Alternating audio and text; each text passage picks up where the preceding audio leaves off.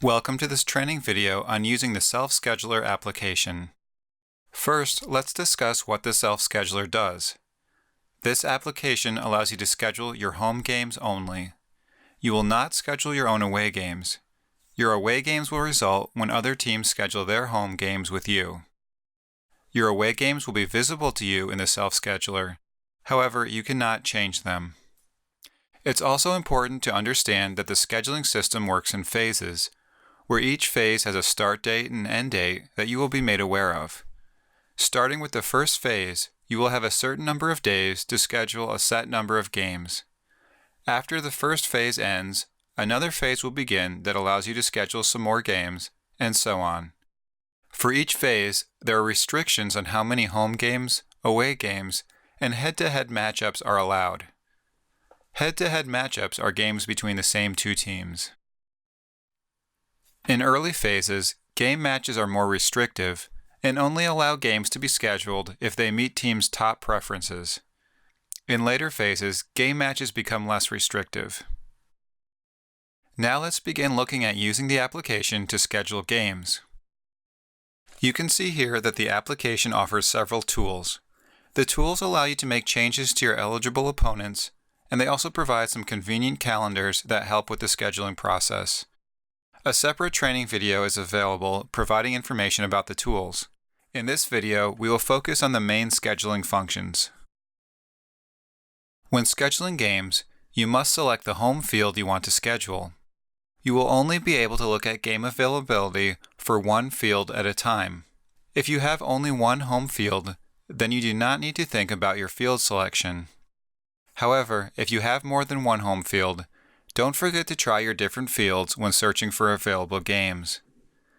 Also, if you share any fields with other teams, remember that time slots would appear as unavailable in the Self-Scheduler if another team is already using the field at that time. The application allows you to look at one calendar month at a time when scheduling. You can select which month you want to schedule. You can select what type of game you want to schedule, either a single game, a doubleheader, a split doubleheader, or a 9-inning game instead of the standard 7 innings. The 9-inning option may not be available depending on the season you are scheduling. When scheduling doubleheaders, remember that doubleheaders count as 2 games toward meeting any game requirements or limits. Next, you will need to choose the teams you want to schedule games with. You can look for games with up to 5 different opponents at a time.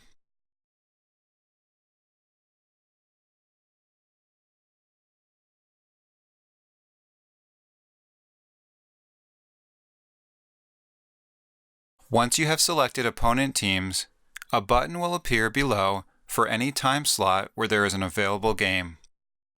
You simply click the button with the appropriate team name to schedule a game. Any game that you schedule, you are able to delete. However, you cannot delete your away games or any games scheduled by the league administrator. Keep in mind that after you click the button to schedule a game, it is possible that you will receive a message stating that the game cannot be scheduled. This is because after you click the button, some additional restrictions are checked by the system, which can possibly result in the game being disallowed. If this happens, you will just need to look for other time slots to try. The far left column of the scheduling area shows your preference to play on each day based on what you entered in the Team Availability application. You can go back to the Team Availability application and make changes at any time. So if, for example, you marked a day as not available, but you realized you could play that day and want to try to schedule a game, you could go back to the Team Availability application and change your availability for that day. In general, to complete the scheduling process, you simply continue to schedule home games until you have reached the limit for the phase. Once the next phase begins, you will schedule more games until the limit for that phase is reached. By the end of the final phase, the desired total number of games you indicated in team availability should be reached and your schedule is done. Thank you for viewing this video on using the Self-Scheduler. We hope you have a great season.